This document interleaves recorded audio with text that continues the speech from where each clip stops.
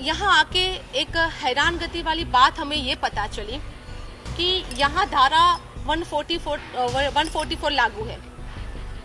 Commission को बताया गया कि यहाँ कोई प्रेस अलाउड नहीं होगा, हमारे लिए भी कोई विशेष प्रबंधन नहीं किए गए क्योंकि जयपुर में, राजस्थान में धारा 144 लागू है। इट्स ओके, हम रूल ऑफ लॉ को फॉलो करते हैं और कानून को हम सम्मान की नजर से देखते हैं। जबकि मैंने आज न्यूज़पेपर में देखा कि राजस्थान सरकार के मंत्री खुद धरना प्रदर्शन कर रहे हैं। मुझे राजस्थान में डेमोक्रेसी जैसी कोई चीज नहीं दिख रही है। क्या कर रही है सरकार? न्याय कब मिलेगा? संवैधानिक मूल्यों का हनन हो रहा है। संवैधानिक मूल्यों का पालन कब किया जाएगा? डेमोक्रेसी की डेफिनेशन ये है। बहुत डरावना और भयानक चित्र राजस्थान का महिलाओं के लिए हमारे सामने आ रहा है।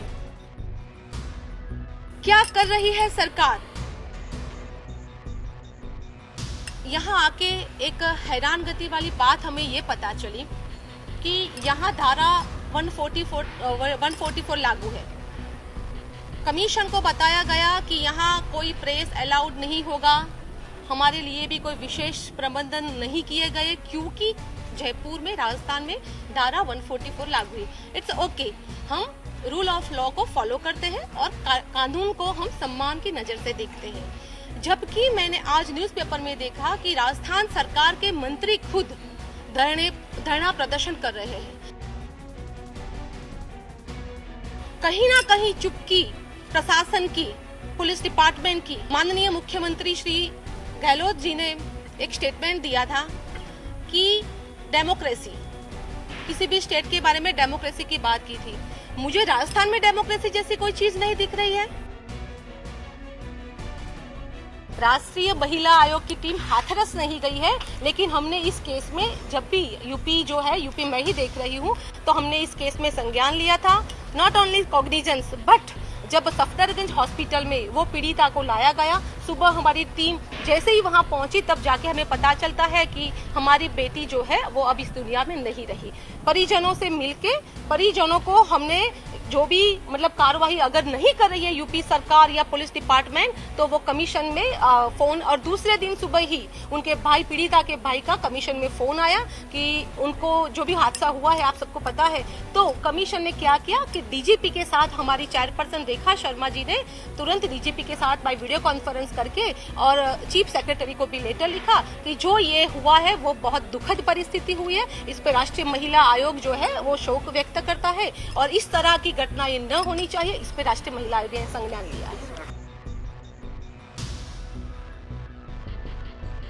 न्याय कब मिलेगा? संवैधानिक मूल्यों का हनन हो रहा है। आज राजस्थान में महिलाओं की हालत इतनी खराब है कि एक महिला है वो प्रशासन तक, थाने तक नहीं पहुंच पा रही है। क्या प्रायोरिटी रही मैम? हालांकि संवेदनशील मामले महिलाओं से जुड़ा, आप राजस्थान है, बहुत अच्छा किया। हाथरस नहीं जाके पहले प्रायोरिटी राजस्थान, कोई खास इसके पीछे वजह आपको नजर आई? और सेकंड क्वेश्चन है कि राजस्थान में आपने इतना सारा बताया कि हर डिस्ट्रिक्ट में दुष्कर्म हुए हैं, सही बात नहीं है, कुछ अच्छा भी तो हुआ होगा, कुछ अच्छाई भी नजर आई कि जिस क्षेत्र में यहाँ अच्छा काम हो रहा है?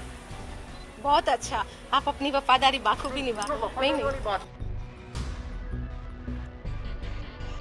राजस्थान महिलाओं के साथ अन्याय के मामले में नंबर 1 है, ऐसा कहा जा रहा है। हमारे साथ हैं राष्ट्रीय महिला आयोग की सदस्य, मैडम नाम क्या आपका? डॉक्टर राजुल देसाई। आपने राजस्थान को चुना, ऐसा क्या लगा राजस्थान में कि यहाँ आना जरूरी था? पिछले कई महीनों से लगातार हमारे कमीशन के पास राजस्थान से लेके महिलाओं के जितने भी मामले जो रिपोर्ट हुए हैं, हमारे यहाँ कमीशन में दर्ज हुए हैं, काफी सारे केसेस में हमने देखा कि हमारी कि कमीशन की प्रोसीडिंग के बाद भी वहां से एक्शन टेकन रिपोर्ट जो हमें मिलनी चाहिए कि इस केस में यहाँ की सरकार क्या कर रही है, खास करके पुलिस ने क्या स्टेप्स लिए, वो सेटिस्फैक्टरी आंसर हमें नहीं मिलता था। और जबकि हमने देखा कि पिछले कई दिनों से महिलाओं के खिलाफ अत्याचार, दुष्कर्म, छेड़छाड़ और खास करके नाबालिग हमारी बेटियों के साथ जो दुष्कर्म, अपहरण और हत्या के मामले इतने सारे बढ़ रहे थे कि वो हमारे लिए एक चिंता का विषय बना। महिला आयोग की टीम, मेरे साथ हमारे मेंबर श्यामला कुंदर, हमारी काउंसिलर अनन्या, हमारी टीम यहाँ इस पर्पज से आए हैं क्योंकि हम चाहते हैं कि राजस्थान सरकार अब कब तक सोई रहेगी, कब जागेगी ये सरकार अशोक गहलोत जी जो डेमोक्रेसी की बात बता रहे थे, क्या वो डेमोक्रेसी की अपेक्षा हम राजस्थान में नहीं रख सकते? महिला के अधिकार, संवैधानिक मूल्यों का जो हनन हो रहा है, ये हनन कब रुकेगा? दूसरा मैं एक प्रश्न और भी कहना चाहती हूँ। उन्होंने आयोग को वहां से सरकार में 144 की धारा लगी हुई है, तो ये नहीं हो पाएगा, ये नहीं हो पाएगा। रोकने की कोशिश की गई। क्यों ये छुपा रहे हैं? कहीं ना कहीं महिला आयोग के आने से इनको परेशानी क्यों हो रही है, ये भी हमारा क्वेश्चन है। बताया गया, हमने आज ही प्रेस नोट में देखा कि राजस्थान मंत्री जो धरना प्रदर्शन कर रहे हैं, क्या 144 वहां नहीं लग सकती? तो 12 झालावाड़, सवाई माधोपुर, सीकर, हर जगह से ये खबर आ रही है बलात्कार की। तो आपने क्या पता किया यहाँ पर राजस्थान सरकार से? हमने यहाँ आके देखा कि यहाँ की जो ढीली नीति है राजस्थान सरकार की, और जो इम्प्लीमेंटेशन एजेंसी की जो ढीली नीति है, उस पर हमने डीजीपी से मीटिंग की, हमने WCD डिपार्टमेंट से भी मीटिंग की है, और कड़क से कड़क और फास्ट जो स्पीडी जस्टिस सिस्टम जो हमें डेवलप करने की आवश्यकता है, उसके लिए राजस्थान सरकार को संवेदनशील बनने की आवश्यकता है।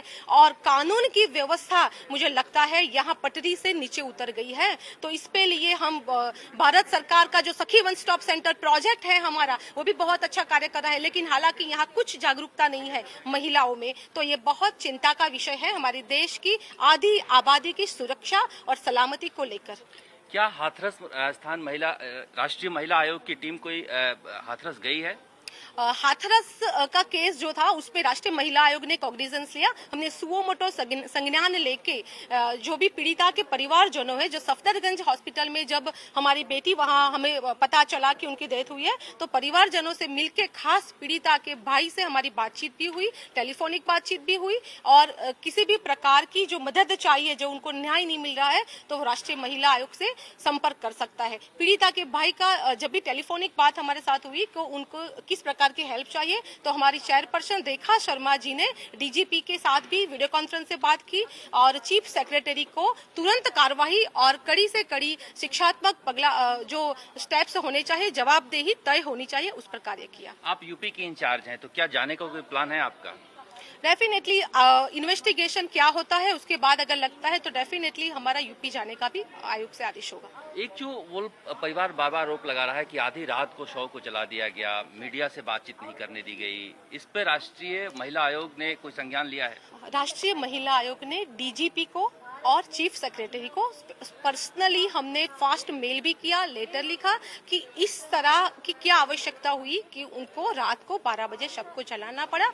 इसके पीछे जो भी जिम्मेवार लोग हैं, उन पर कार्रवाई करने के आदेश भी राष्ट्रीय महिला आयोग ने दिए हैं। ये हैं राष्ट्रीय महिला आयोग के सदस्य जो राजस्थान में इसलिए आई हैं कि सबसे ज्यादा यहाँ पर बलात्कार के मामले हैं। इनका कहना है कि हाथरस टीम नहीं गई है, जरूरत पड़ेगी तो जा सकते हैं। वैसे हम लोग परिवार से संपर्क में हैं और पुलिस वालों से भी बातचीत कर रहे हैं। कैमरामैन शर्मा के साथ शरद कुमार, जयपुर, आज तक।